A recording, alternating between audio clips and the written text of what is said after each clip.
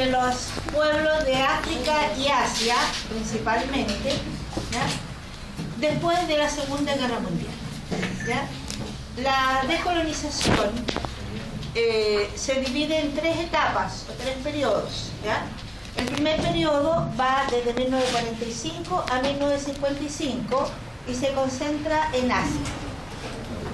La segunda etapa va desde 1955 a 1975 y se concentra en África, pero específicamente en África del Norte y África Central.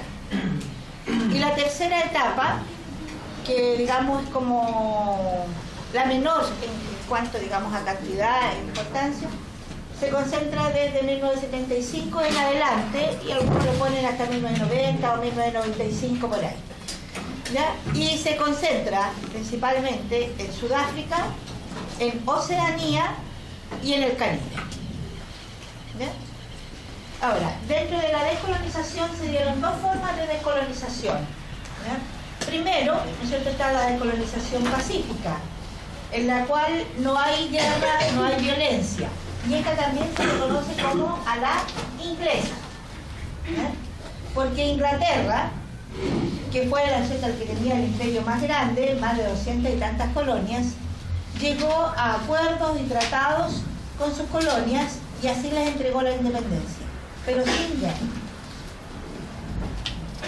La otra forma corresponde a la violenta, a la descolonización violenta, es decir, con guerra, también conocido a la francesa, porque Francia, que tenía el segundo imperio, alrededor de 180 colonias, ¿ya?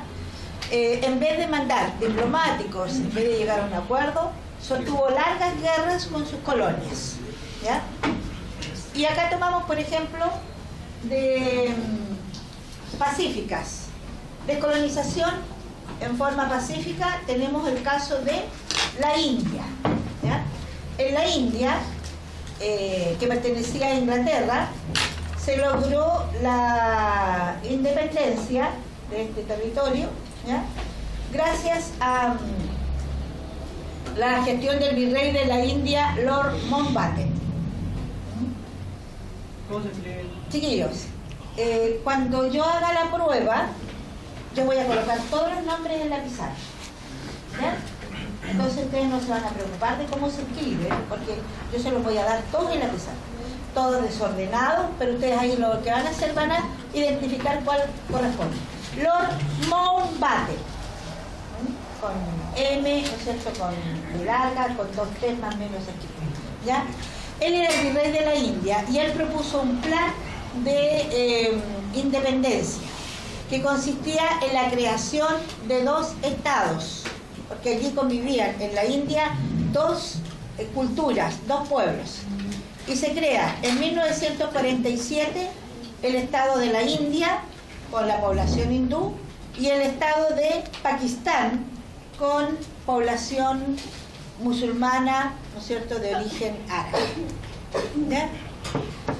Esa es en forma pacífica.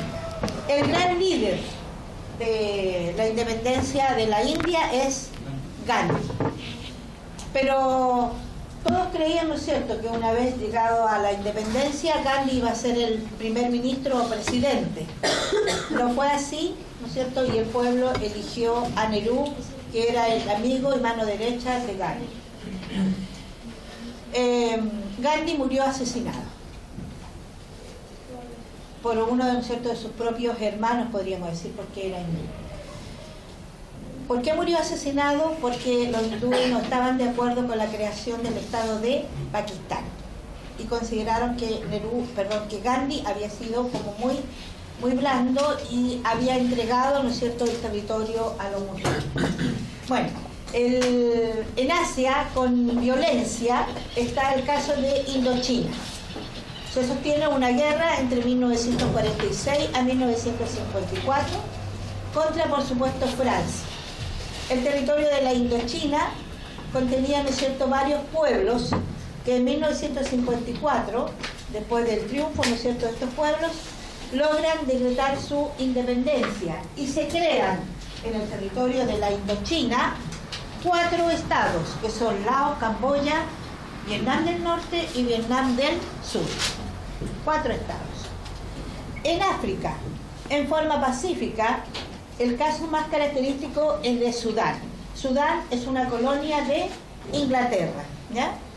Y esta obtuvo su independencia en el año 1956, pregunta de prueba. Y fue Sudán la primera colonia en obtener su independencia en el territorio de África. Sin imagen. Algo muy bien. 1956. ¿En qué año, perdón, profesor? ¿Ah? ¿En qué año Sudán? 1956. Y en forma violenta, en África está la guerra en Argelia. Argelia, una colonia que pertenecía a Francia, que sostuvo una guerra desde 1956 a 1962, al término del cual Argelia obtuvo su independencia. ¿Ya? Bueno, los países que se estaban independizando, los países ya independizados, libres, ¿no es cierto?, se reunieron, se organizaron, ¿ya?, porque estos países quedaban muy pobres, ¿ya? El imperialista, ¿no es cierto?, sacaba todas sus inversiones y se la llevaba, ¿ya? Entonces quedaron muy pobres. Entonces ellos se reúnen para ayudarse mutuamente. Y se reúnen en la conferencia de Bandung, en el año 1955, en Indonesia, quien había obtenido su independencia de Holanda, ¿ya? Esta conferencia de Bandung fue organizada por la India, Pakistán e Indonesia, ¿ya? Y reunieron aproximadamente 29 países de África y Asia, más Yugoslavia, que pertenecía a Europa. Y aquí ellos se declararon, primero que nada, desde el punto de vista político, países no alineados, es decir, que no estaban ni con la línea política de Estados Unidos, es decir, el capitalismo, ni con la línea política del comunismo encabezada por la Unión Soviética. Y conforman entonces lo que se llamó el tercer mundo. ¿Cuál era el primer mundo? El mundo capitalista encabezado por la Unión Soviética, perdón, por Estados Unidos. El segundo mundo era el mundo comunista encabezado por la Unión Soviética. Y el tercer mundo, ¿no es cierto?, va a ser de estos países que desde el punto de vista político se consideran no alineados. Ya. ¿Por qué está Yugoslavia acá? Porque Yugoslavia, siendo un país de Europa y siendo un país socialista, no era digamos, del mundo comunista de la Unión Soviética. Sí tenía las mismas ideas políticas, pero ellos se declaran totalmente independientes y no caen bajo el dominio de la Unión Soviética. Y por eso también ellos participan en el tercer mundo, es decir, en un país no alineado, ¿ya? Ahora, la coincidencia es que el tercer mundo, excepto Yugoslavia, todos los países que pertenecen a este tercer mundo son países pobres, ¿ya? Son países que vienen saliendo recién del colonialismo, ¿ya? Son países subdesarrollados. Entonces, decir tercer mundo era decir países subdesarrollados, ¿ya?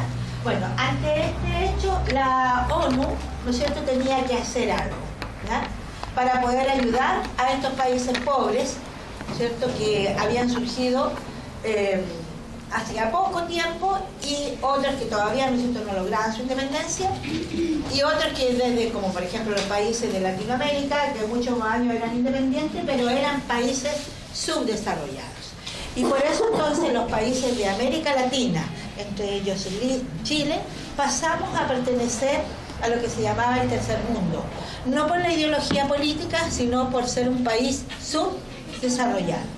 Y en el año 1964, las Naciones Unidas crea la UNCTAD, U-N-C-T-A-D, UNCTAD, que es la Conferencia de las Naciones Unidas para el Comercio y el Desarrollo. Y el objetivo acá, ¿no es cierto?, de las Naciones Unidas era reunir los países ricos con los países pobres. Y en un mes más o menos que se llevaban a cabo estas conferencias, hacer, ¿no es cierto?, negociaciones, las transacciones comerciales, las inversiones, sobre todo, ¿no es cierto?, de los países capitalistas, de los países desarrollados, para que así, ¿no es cierto?, ayudaran a los países subdesarrollados. Hoy día no existen, ¿no es cierto?, se terminaron, fueron como 5 conferencias que se realizaron y se realizaban cada 4 años, y la tercera conferencia se realizó acá en Chile, en el año 1972, ¿no es cierto?, la UNTAC tercera se realizó en Chile. ¿Bien? Este tema lo terminábamos haciéndonos la siguiente pregunta. ¿Existen colonias en la actualidad? Sí, ¿no es cierto? Existen colonias que aproximadamente 16 territorios no autónomos, que no se les llama colonias hoy día, sino que se les llama territorios no autónomos, entre cuales, por ejemplo, destacan la Guyana Francesa, las Malvinas, ¿no es cierto?, unas islas que están frente a las costas de Argentina, pero que pertenecen a Inglaterra, y donde más encontramos, don Pedro y señorita Yasmín,